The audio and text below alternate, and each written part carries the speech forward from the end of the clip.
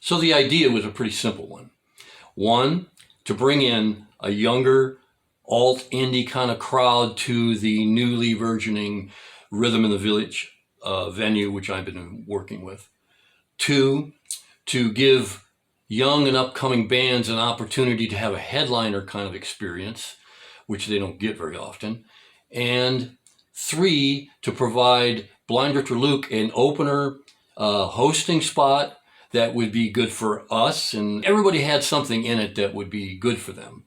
Al Winters, the proprietor of Rhythm in the Village, gets to bring in a younger crowd, expand the crowd to a different audience, more different things, which would be good for him. To the band that we bring in to headline, gives them an opportunity and a spot to actually shine as a headliner band, and they aren't doing that much. Third, Johnny G and I, Blind Drifter Luke, we get to open and host these events once a month. So our first one was September 30th. The band we got was Camacho. They're out of Alabama. They're really, really good. We loved what we saw in the video. They're out playing and stuff, but they're expanding and growing now. And so that turned out really good. So we signed contracts and booked them for this original first premiere Rhythm Room Live. And so that was the beginning. So preparations, first to book the band, we already did that. Two was rehearsals. So Johnny G and I, we've been rehearsing quite a bit, upping our game, changing our set a little bit more. We've been pretty much a folk kind of acoustic kind of thing this year in our presentation. So we were trying to add a little bit more elements of rock to it. And we worked hard at it, and we rehearsed a lot. And then there's the promotions. In our agreement with Camacho, it was understood that both the band and the promoter, moi, would be involved with actively involved with advertising, promoting, and trying to bring in people for this event. Camacho did great. They did several different video, internet, Facebook, Instagram. They did several ads and stuff like that, and we're showing you some of them.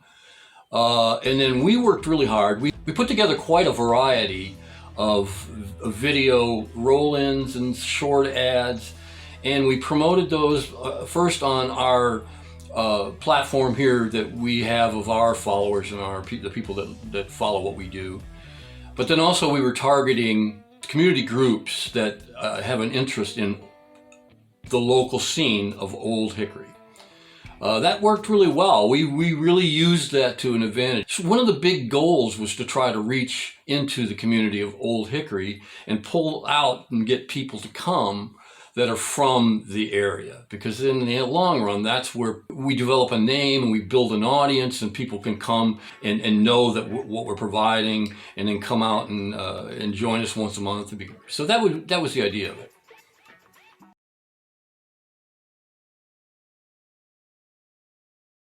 Now, these things are pretty difficult to do. I don't know if anybody really, unless you've done it, unless you've worked with bands. Most people think bands are out having fun and just doing goofy, they're out there playing. So after all, their job is to play. But the truth is, these days, and with the intensity of what's going on, and also with what we all have just gone through for the last couple of years, everybody comes to a screeching halt. Those that were performing were not performing. And so now that it's opened back up, we have that stigma and that mindset that's still hanging over the community, I believe, in a lot of our lives, in a lot of our ways. And I see that with other artists and performers too. It's like getting back into the swing of and the rhythm of what's going on musically and with our craft and our work and that kind of thing.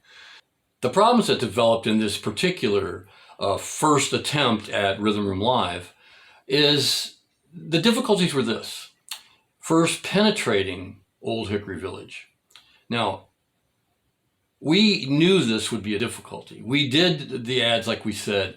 We put flyers up everywhere. We put flyers in surrounding communities. I walked door to door and people handing out leaflets to people because we really know that they don't know what we're doing and we want them. So I welcomed people, I talked to people, invited people. We went into stores, for instance, the Dollar General and some different places where they have a break room, and they wouldn't put the poster up in the main part of their store, but they would put it up in their break room. And we did that in several places to try to get the younger employees and stuff like that to come out. So we worked hard at it. We put flyers, like I said, everywhere. I even put little leaflets on doors and things. So we did what we know to be everything we could do. And we was hoping and trusting for the best. Day of show, that's where we came to. So turnout was really high on the priority list. We wanted to develop and build an audience. The results, not so much. We did not have a lot of people show. It was discouraging on a lot of fronts.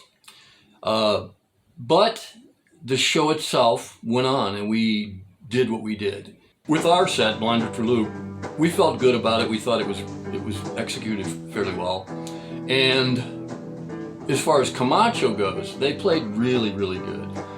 Now, one of the difficulties we had with Camacho was that we're expanding the stage now with this band, which it's a very intimate, nice little spot. But it's almost like a listening room venue. But we had a band full of equipment, so one of the difficulties we had was we had to, in placing all that, bring the lead singer up front, down, off stage, and it worked. It was tight, but when we shot video, he was kind of in the dark in a lot of it. We got some stuff. We're showing you that, but it was a little bit difficult. The video is less than to be desired.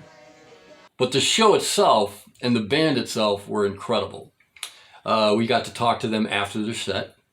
So, hey, Huntsville, Alabama, right? That's it. That's Camacho. That's the name. Great show. They just got off stage with a really good performance. Tell us a little bit about this thing you're on. This is the only thing you're doing in Tennessee right now. We're looking. We're always looking, and we're from Huntsville, and we got a booming kind of music scene right now. So we've been fortunate. Yeah. But now we're trying to branch out to other places, and we play Birmingham sometimes. We love Birmingham, and we love Nashville. So we'll be back. Yeah. That's great. So. So from left to right, you got Andrew? No. That's Alex. Alex. On the drums. Heath. Heath on the bass. That's Uh, AC. Well, Andrew. Andrew or AC, and then Joe. Joe's the guy that I've been talking with. So give me what's been happening on these last shows. I'll tell you. Well, we've been trying out new songs because we got a new EP coming out in 2 months. Wait, 1 month.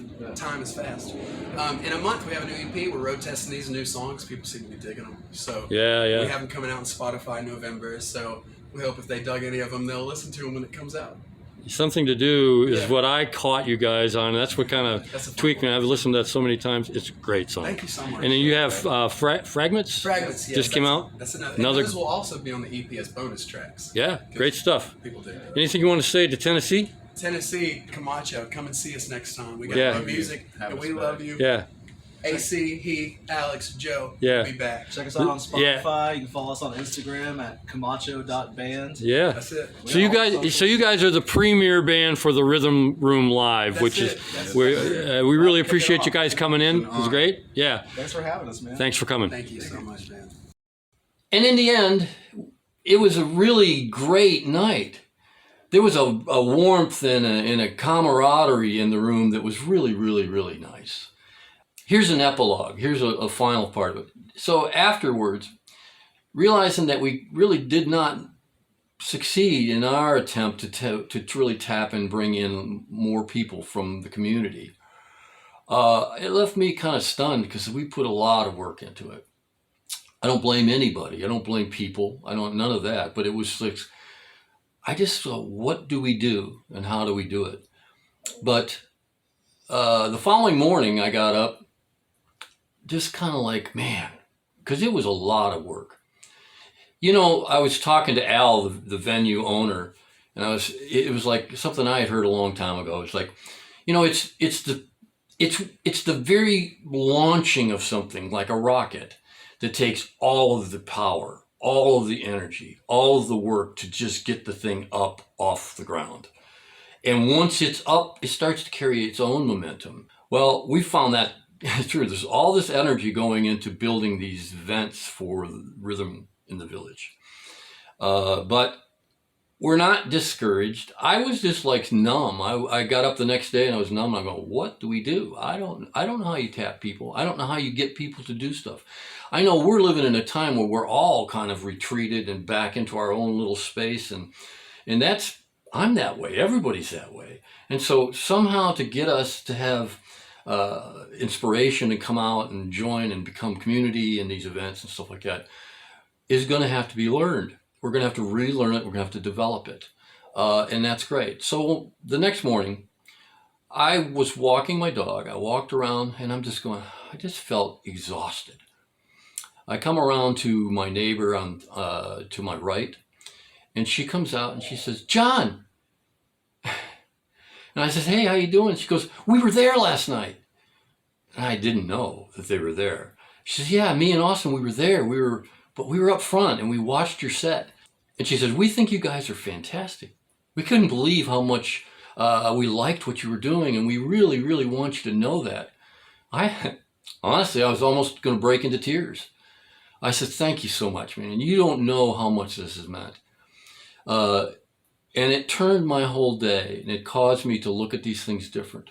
And also, this is where the idea of doing this behind the curtain thing about these Rhythm Room live events came. I thought, let's show people what it's really like. Let's show people what it takes, and let's document the beginnings of these things, because we're going to be doing these things once a month. As long as possible, we're going to be doing them. We've already got our second band booked. It's for November. And we have in negotiation with a third band, maybe into December. It might be the 1st of January. But we're going to do this. And we're going to try to pull together the community and have an event that's very, very fun and inviting, inspirational, and developing friendships. Now, the night of our show, a lot of good friendships were developed. And we're very grateful for that. But we're going to keep you up on what's developing with this program. And we're going to show you what it takes, what it's involved with. And we'll let you see our failures and we'll let you see our successes. And we hope you enjoy it. Thank you for watching this. We love you guys so much.